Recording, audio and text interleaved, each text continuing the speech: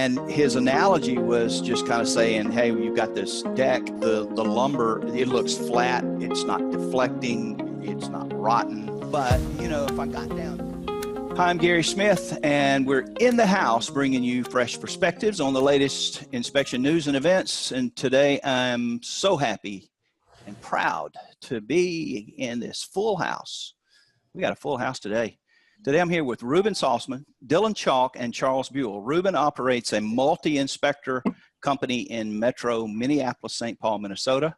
Charles and Dylan operate single, and but all of us operate single inspector companies. Charles and Dylan are in the Seattle, Washington Metro, and I'm in Jackson, Mississippi. And we'd like to thank you for joining us in our Sunday open mic show. Today we're talking about, what are we talking about, guys? We're talking about what's really a problem and what's in writing. How's that? Performance functionality versus design code issues. What say you? I say you use bigger words than me. We use way too, our words are too large. I could barely fit them in there. I think this is kind of one of those, you know, broad, just to kind of introduce, it's kind of one of those broad topics where you say, you know, most of us know what's in a home inspection, sort of like we know why we're doing this, or the purpose of a home inspection. And then there's I want to read, just to kind of start off, I want to read what the book says about the purpose of a home inspection, of a code inspection. The purpose of this code is to provide minimum requirements to safeguard the public safety, health, and general welfare through affordability, structural strength, means of egress, facilities, stability, sanitation, light, ventilation, energy conservation, safety to life, and life and property from fire and other hazards attributed to the built environment. That's a lot of topics, but what I think our topic today was kind of introduced from a couple of guys that were, you know, throwing that to one another this week and sent it in and said, hey man, this might make a good topic to talk about. And his analogy was just kind of saying, hey, you got this deck, the lumber, it looks flat, it's not deflecting, it's not rotten. But, you know, if I got down to it and I looked at the code book, that joist is 10 inches overspan for the size, but it seems to be operating. Do you call it out? Do you go there? Anybody got any comments? We'll start on round zero. Does that mean anything to anybody else?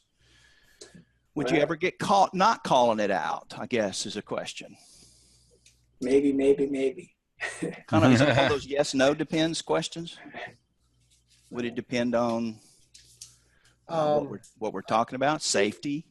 In my opinion, if you have to go grab a tape measure and figure it out and go to your book and really look it up and decide it's 10 inches too long, I'm not there to do that kind of thing during a home inspection. I sure could. I know how to do it. I know where to find the section, but I don't think that's what I'm there to do. And what is somebody to do with that information?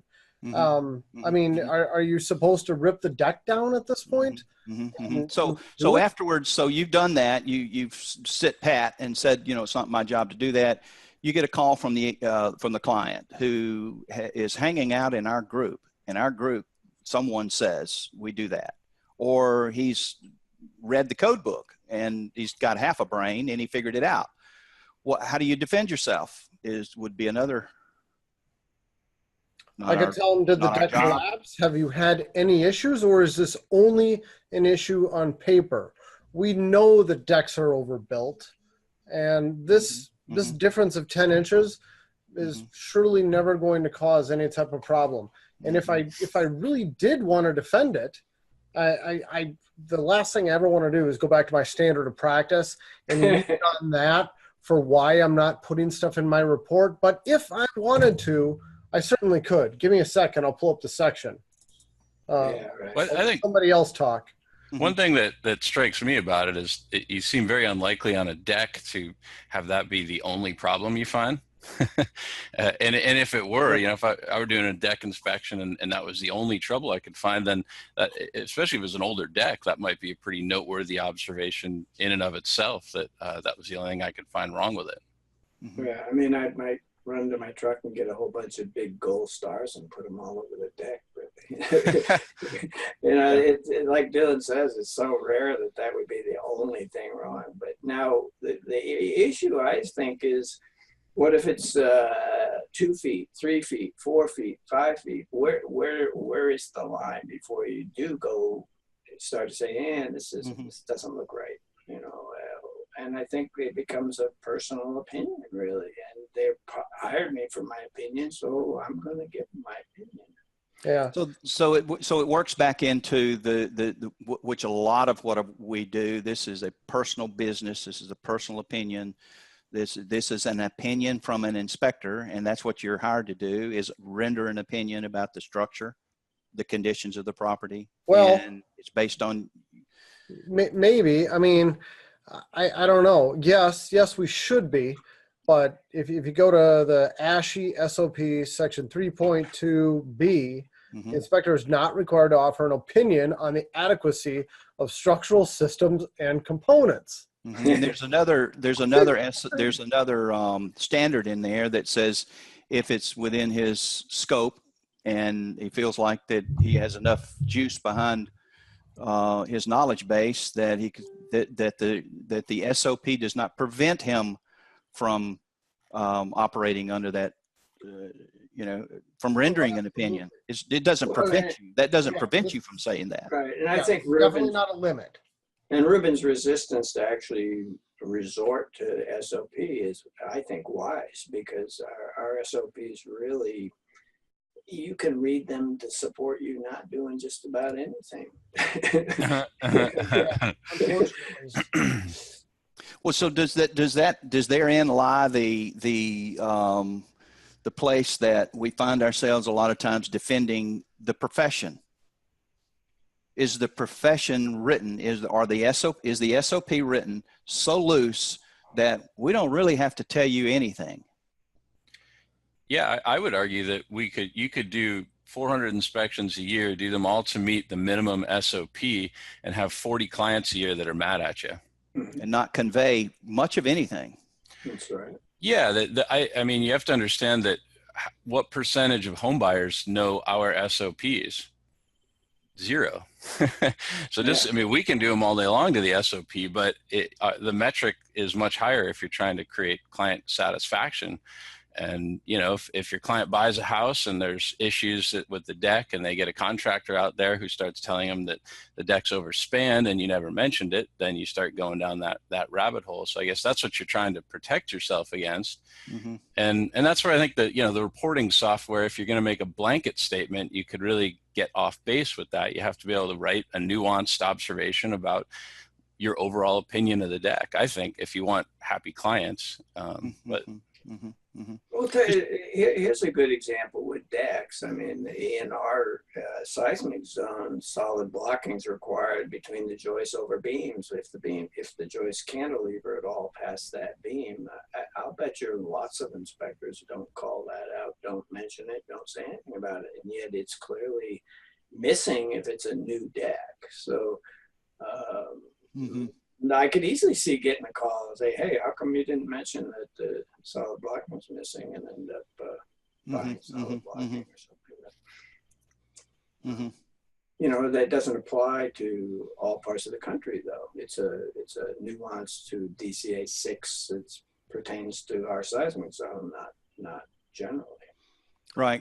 And so when we're discussing in the group, and of course, what for those of us for those of you that are tuning in on iTunes or on Google Podcast, this show is broadcast live into a large Facebook group. We have about 4,500 plus members who are in the live audience, and obviously our listener base is predominantly home inspectors, but we hope that homeowners are listening in to to get a little more knowledge, to gain a little more knowledge about our profession and the battles and the challenges that we face, and which is the reason for having our podcast. So with under that that kind of umbrella, there are tons of other things that we could discuss that are under that same performance. HVAC is one of them. I posted a thread this week about using a IR surface thermometer to render an opinion as to the health of the AC system. And that seems to be an ongoing challenge. What do you guys, Dylan, you have any experience on that? Yeah, I was following that post. I liked it and found it interesting. You mentioned using humidity as a gauge, but that was one of those things that out here, that's kind of a non-issue. When we're in cooling out here, it's really dry out. So, yeah, I don't have a specific comment on it regarding this conversation, but I thought it was an interesting point, and it actually made me think it would be an interesting blog to kind of go over different ways that one could check temperature drop, try to make sure the heat pump is working. I meant to post, I've got a great picture. I did an inspection at 2 heat pumps, and I had them both in heating mode and went outside with my infrared camera, and one of them, both in heating mode, had a plume of cold air above it, and one of them was ambient temperature. So that was just a kind of cool image of one of the outdoor units wasn't working, and I don't think there's any standard. That wasn't a normal way to do it. I was just kind of curious, and I went out there with it. But I think that gets at what's more important. I think we're required by our standards of practice to report the temperature splits, and I think it's useless and meaningless. What standard of practice is that, Charles? Washington State. Gotcha. Okay. Just it's a state license. So my reports all say that, I'm required by my standards of practice to report the temperature splits, and here they are, but they don't mean anything. Basically, I try to communicate that so that they understand that I just look at heat comes out when I turn it in heating mode, cold came out when I put it in cooling mode, but whether it does that when the ambient temperatures change and the humidity changes, I got no clue, And whether the cold means it's cold for you is different than cold for me, because comfort is going to mean different things to different people. That's right. It's a very complicated area to get into. I just try to communicate that back, that our opinions and our ability to determine total ultimate functionality of HVAC systems is very limited. So upon that and understanding that you try to communicate something with a little bit longer definition that might help you, we are immediately sort of taken to this place that a lot of inspectors will say, well, I grab this and I shoot it, and if it's not more than 7 degrees or some number, I just say, call an HVAC guy, and there's no other explanation. So by default, more information about why you're uncomfortable about it, or why Reuben, do you have a 2 or 3 sentence definition as to when you call out, you maybe you hold your hand in front of it and say, I don't feel a lot of cool coming out of here, and it's pretty humid outside, and it's hot today, and it may not be working right, but how do you, or do you just say? It's pretty basic what we do. I mean, we don't use the infrared. We use a thermometer, stick it in there. I think it's a little bit more accurate to do that, but even still, all you're doing is taking a temperature reading of the air coming out. Out of the surface of the grill, of the register. Yeah. And we're checking to see that it's cooling. I mean, at least it's doing something. If it's not cold, I know it ain't working, and I can say have it serviced. It's supposed to be right. Could you tell that if it wasn't cold by being in the home and saying, this doesn't feel cold? I mean, should you No, use a no, I don't thermometer to think it say should. it's not cold? And that's Yes. kind of the same concept. It's like, so again, I'm gonna hold my hand up here, and you know, I can feel cool air blowing out. I don't know how cold it is. Well, you didn't say that it was working or not. When I moved in 2 months later, it's not working, and you should have told me it wasn't working. I'll tell you what, having that picture of the thermometer is really important. We've had complaints where the system was cooling. I mean, we measured it. It's like, 15, 20 degree difference. Yeah. And we said, yeah, it's working. And that's about all we can say. And then 3 months later, it's not. And they're like, well, you didn't even check. It's not doing a thing. My heating contractor said, it's completely out of refrigerant. It's like, it was not out when we were there. And we've got the picture to prove it. And it has saved our butt in the past. So I think taking that temperature reading is a heck of a lot better than not doing anything. Yeah, I totally agree with that. I love having, whether it's infrared or a laser thermometer or any kind of, but I now take videos of the outdoor compressors running. It's like, here's your compressor running. It's good demonstration that you're testing things and putting things through the paces, which is really all we can do is turn stuff on and try it. You could say in the report, you could say that there are certain limits to a visual inspection to be able to understand how cold a piece of equipment is, especially you're knowing that the hotter the temperature is, the less cold air it will blow based on how it operates. Yeah, so documenting outdoor temperature, I mean, we probably should document humidity levels. I mean, because you could take that same system on the same variables and drop the humidity and get a totally different functionality. So, so you would look for other signs, and you could bolster the thermometer reading. I'm not saying don't take the thermometer reading. I'm just throwing out here for food for thought. There are other things that you could do to help support that thermometer reading, which was take a humidistat and measure the humidity in the house. You could measure the outdoor temperature at the time the reading of the humidistat. You could say whether or not a humidifier or dehumidifier was present in the home that might affect your ability to say it wasn't cooling or whatever. You could look for oil leaks at the coil. There are tons of other, I think, like a laundry list of things you could do other than just grabbing and the point I was making was you're going to grab a IR camera or an IR instrument and take surface and make an argument about air temp, and that's just a slippery slope. I think it just leaves you with some challenges to have to there can be quite to defend yourself. Quite a difference between that registered temperature and the actual air coming through. Yep. I mean, I take IR pictures of every register in heating and cooling mode. So having a whole bunch of pictures that are all yellow and then all black, that's a pretty good demonstration that it worked in both modes. But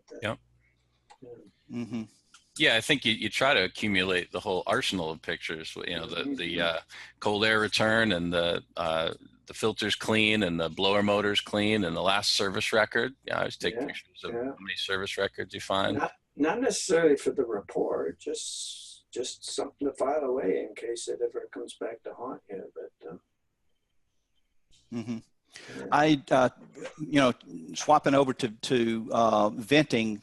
I enjoyed your post on that B vent. Charles, talk about that a minute. Yeah, Reuben, did you see my little drawing? I did a drawing for you. Yeah, I saw that.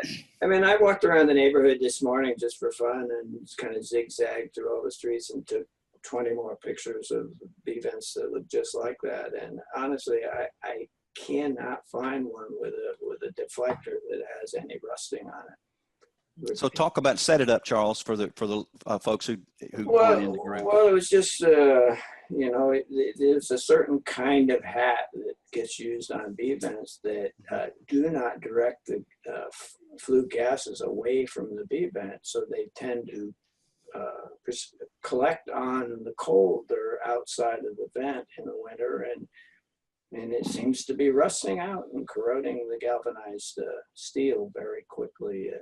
Yeah, not so quickly. Most of these B vents are 20, 25 years old at this point, and I don't see very many new construction houses where they're using that cap anymore. But you can still buy them, you know. But that's So let's set up a scenario where you're doing an inspection. You've located the water heater, and it's a gas water heater. It's new. You go into the backyard or the side yard, wherever the vent is penetrating the roof, and you do a visual, and you see a new cap on an old vent. Yeah. Well, how would you know it's new? Just shiny? It's real shiny, and the other one is not. So what you're saying is the corrosion doesn't affect the vents that you looked at. Did you see any that were corroded, Charles? The caps were corroded as no. Well, the caps are aluminum, so they're just not going to corrode. Now, if you got galvanized caps, they'll corrode, but most caps are aluminum. The liner in B vent is aluminum, so aluminum and zinc, galvanized play pretty well together. They don't. It's not electrolysis like you would. Otherwise, you have it in all of these that aren't corroding. Right. I talked to Charles about this vent earlier in the week. I was actually out at the job and took a photo of it. That the thing was so rusted that it split, and I in fact had a new water heater. And the issue that I found, kind of not comical, but kind of a tragedy, is that they've hired. Or maybe the homeowner, I don't know. Lowe's sells water heaters. Anybody can go in and buy a water heater. Right. But maybe a contractor put the thing in, and he had what looked to be everything new in the entire system except for the rotten B vent, which was really probably the only thing that needed to be changed anyway. Well, all my recommendations for furnace water heater changeouts come with inspection and verification of the B vent. If it needs replacing, right. It should be replaced. Right. So if you were to recommend that the water heater, it's old and leaking, that they replace the entire system, B vent include the well, vent. If I'll say as necessary, because honestly, I see B vent that looks fine after 25 years, but obviously that section above the roof, if they had that wrong cap, it's toast, and they need to at least replace that section and inspect the whole internal part. But generally, it holds up pretty well. We'll try to include some links to B vents in the show notes for the guys that are trying to understand that that visual. One of Charlie's points too, a lot of those systems are riding off into the sunset with direct vent equipment now. But then if you get the furnace and water heater and they do one of them, now the whole sizing of the vent can be wrong. So the whole recommendation of when you're touching those, sort of saying something about evaluating the vent system to ensure that perform properly. I've argued for years that it never should have been allowed that any gas appliance be ganged with another one, because at some point one of them is running oversized. If it's sized for two, and if half the year you're not even running one of them, right? Yeah. So on that particular vent, the lateral run that has a pitch on it was pretty long. It was 18 feet at least, and the because of the low pitch roof, the vertical stack, that ratio, the run versus the rise. There's a ratio in there. Do you guys know what that ratio is? I didn't look it up. I was going to look it up, and I know it was too long. I don't think. Do you have a rule of thumb? You don't call that out. You don't say that it's so long that it could drip, condensate, and it's funny you bring that up, Gary. I just had an inspector on my team call me about that on Friday. Right. Yeah. Look, we got a really long vent connector in the basement, and I'm thinking it's too long. And I don't even remember what the rule is off the top of my head. I think it's like you take the inches in diameter and you multiply it by 2 or something. Some factor, right. And then that's the maximum vent connector length. So if it's like a 6-inch vent, maybe you can run 12 feet, something like that. I don't remember off the top of my head. And I told him we could look it up. But you know what? Yeah, our new thing in my whole company with all of my inspectors is quit reporting on minutia. That's what's in the code book. But does it have to be that way? Could you have it a little bit longer and still have it work? Maybe so. You could have it a lot shorter and have it not work. So really what we're looking for here is performance. Right. How old was this? Was it 10 years old? Do you see signs of excessive condensation? Was any signs of previous backdrafting? What does the top look like? If it all looks good, then I don't care if it exactly meets the code book. We're not here doing a code compliance inspection. We're here looking for performance and safety. And if it's performing and it's safe, then God bless. So if it's new construction, you wouldn't necessarily see any signs of totally different story. Where it'd be yeah, I mean that's the problem is approach. When it's brand new, you don't really know how it's going to perform. But see, inspectors listening to us, they want black and white. Oh, right. The consumer. You're never going to get it. I know. Exactly. I mean, you can get black and white from a home inspector, but gosh, I sure as hell would not want to hire a home inspector who only sees things in black and white. I mean, I can pull out a code book to do that. I want to pay for someone for their professional opinion. Yeah. Yeah. Exactly. And if you've got, like Gary, your long run, 10 feet and 4 feet of rise, if you've got condensate coming out all the joints all the way along, and it's, you're back to a visual approach to what the condition looks like. I'm sure there are rules as to how much vertical there has to be in relation to how much horizontal there is. And I can't pull the numbers out right at the second either, but we can Google it. Yeah, that's right. My memory was 50-50 on vertical to horizontal, but I ran into a new boiler put into an older house just the other day, and it was single wall vent, and it had a 2-inch clearance to the wall, and they had used Durarock in an effort as a clearance reduction mechanism, and so I did look it up in the code book, and I didn't see anything for Durarock as an approved clearance reduction device. And so, it's brand new. Where does that leave you? I mean, the metric of how it's performed is taken away from me. It's a brand new boiler, and I couldn't find a code reference for it. So, I don't know, tricky, right? These are the weeds we get into. Yeah, you're in the weeds, and when you find yourself there, what would your suggestion be to rather than shorten your comments, lengthen them, say more about it, that you don't know, or that you make some. In this particular case, I stated that I couldn't find a reference that Durarock was an approved clearance reduction device, and that I could be wrong there. I was also, the combustion air was kind of funny. It was one of those old 70s where it used to be from the attic and the crawl space, and they blocked that off, and there was just a hole in the door. So, I think for me as an inspector, you start trying to lean on some of those other more known quantities, like the combustion air was really easy for me to look at and pretty determined that it was wrong. Yeah. And then the other thing I just left as more of a gray area that I didn't have an answer to. You want to look like Santa Claus with a full bag, you gunny sack the issues to the point that you get something done about it and evaluate it as necessary when the few things about it you don't know or can't figure out. Have the HVAC guy sort that out when he's there.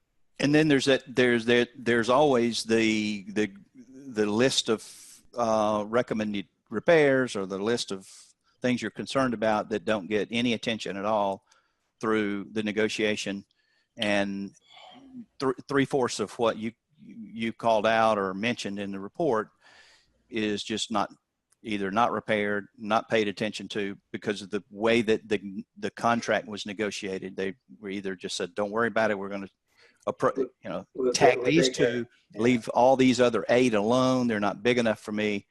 But at least you've brought it to the attention of the potential owner.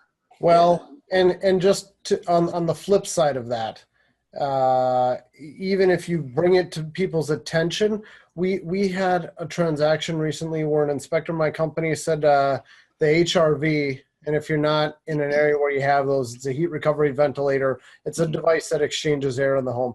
The HRV wasn't installed right. The return duct was connected too close to the furnace's return plenum. The manufacturer specifies, and we took a picture of the installation manual showing you need at least 3 feet of separation. We didn't even say have it fixed. We said, FYI, this wasn't done in accordance with manufacturer specs, and it could run into problems. We didn't see any signs of problems, but just FYI. We didn't even say have it fixed. But Yeah. it was an out-of-town buyer. They weren't at the inspection. They made a big deal about this, and they said, we want it fixed. And the heating contractor came out there and said there's nothing wrong with the installation. So now we look like boneheads. So I contact the manufacturer and say, hey, can you interpret your instructions? It says you need 3 feet. Do you really need 3 feet? And the manufacturer says, well, no, actually you don't. We only recommend that. You really don't need to. And then it got kicked back all the way down the line, and turns out we're wrong for suggesting you follow the manufacturer's instructions. And what the moral of the story was, why are we even putting this in our report? Does it really matter? And it goes back to quit reporting on minutia, little things that don't really make much difference. But sometimes, Reuben, isn't it difficult to tell what's minutia and what isn't? That's the tightrope, Charles. That's exactly it. Yeah. Exactly. It's really challenging. It is. I think of stairs in old houses, you know, and we've all read the statistics of how many people get hurt and die on stairs every year. It's horrifying. But you know, you go into an old 20s house with these Mickey Mouse stairs. What's that? You know, nobody's going to fix them. I mean, what can you do? Yeah, that's so, you know, I try to think of our reports as descriptive. You know, we're not advocating what you fix or what you don't, but I think a data point on an old 20s house with, you know, unsafe stairs to the second floor is that people know that that's what they're buying. You know, you're buying a house with old non-conforming stairs, and it's going to be nearly impossible to fix them. Or at least put a handrail in, or replace the rope. Yep. Yeah, the rope. Or notification to be careful. Yeah. Use caution. Be careful. Use caution while using these stairs. Yeah. I mean, I don't know why people need a reminder, but it doesn't hurt to put the reminder in there. You know. Yeah. Yeah, I'll recommend handrails and guards when they're not there, but that's about as far as I go. Yeah. But to Reuben's point, I think we do find things that aren't safe, that aren't, it's hard, you can't really fix them. You know, that's right. The way they are. All the time. Like who's going to change a guard that's 4.5 inches to 4 inches? I mean, it's just not going to happen. You know. Yeah. But whereas some things like GFI protection, you know, I call that more of a repair item when I'm in an old building. If it's not to modern code, part of what's going through my head is if there's a fatality in the building because I didn't recommend a $15 receptacle, that's kind of embarrassing. Hey, welcome. All right. Hi. I think that, Dylan and I are fortunate that our standards of practice here in Washington require us to recommend installation of GFCIs wherever currently required. So I feel good about that. I know some guys around the rest of the country don't have that. We are in Mississippi a little challenged in that we don't have a statewide code, and there are a few other states, not many, but there are a few others other than Mississippi that doesn't have a state mandated code. And I'm quite frequently reminded every time, you know, first of all, when I get on this show and we talk about, I visit with Charles, and he reminds me that they have a statewide mandated code, and they also have a state SOP that doesn't necessarily match either ASHI's or InterNACHI's. They have their own SOP, which is also a challenge and also different when we, and I'm speaking directly now to the guys in the group who get maybe their britches in a wad whenever everyone doesn't follow suit with the way you do it in your area. We have so many different climate conditions and climate zones and codes and standards of practice. It would probably have you lose less sleep if you weren't quite so upset when someone challenged, or at least, you know, spoke, you know, have an opposite opinion of when you post something. So just, keep that in mind. So, hey, Reuben, to this point, what percentage of water heaters are in your attics? Somewhere close to 0. But if you talk to Gary, it's somewhat closer to 100%. Yeah, it's 100%. like 90, Wow. 90, Really? 95% are in the Jeez. attics here, and so is the furnace. But You're gonna have big problems with all of them, Gary. so they would freeze, right? Yeah. Yeah, they're all gonna freeze. It's in never gonna Minnesota, work. it gets 30 below 0. You go away for 2 weeks and turn your water heater off, you're hosed. you've got Right. your whole house is a block of ice then. Yeah. So the Cold challenges water are shower. much different, and the way, and I imagine codes are different there, and so the standards are going to be different. Such a challenge that associations have in developing a standard of practice for a nation who has the variety, the variances of living conditions, climate conditions. They're just, it's a wonder we're able to pull it off as well as we do. Yeah, you have to know your own area as a home inspector and the nuances of all the. If you live in a state where every jurisdiction adopts different codes, you got a tough egg there. Thank you guys for hanging out with us today. We're gonna close. Anybody got any closing thoughts? Reuben, you got anything you want to leave the guys with? I'll just leave it with this. I looked up the code real quick. I misquoted. I said the vent connector. It's 2 times the inches. It's actually 1.5. So if it's like a 6-inch vent, it's 9 feet of run. But then there's all these exceptions that says you can actually go longer. You got to derate it. So it's really complicated. So don't take what I said earlier as gospel. There's way more to it than that. I'll leave with that. Mr. Dillon? Well, just to finish that point, the venting tables in the code are pretty complex. So good thing to spend some time with if you're interested in it. Thanks for having me. You're welcome. Charles, you got anything to say, ma'am? We're going to close out. I've vented enough. You've vented enough. It sounds like a lot of hot air to me. For Charles Buell, Reuben, and Dylan, I'm Gary Smith. Talk soon.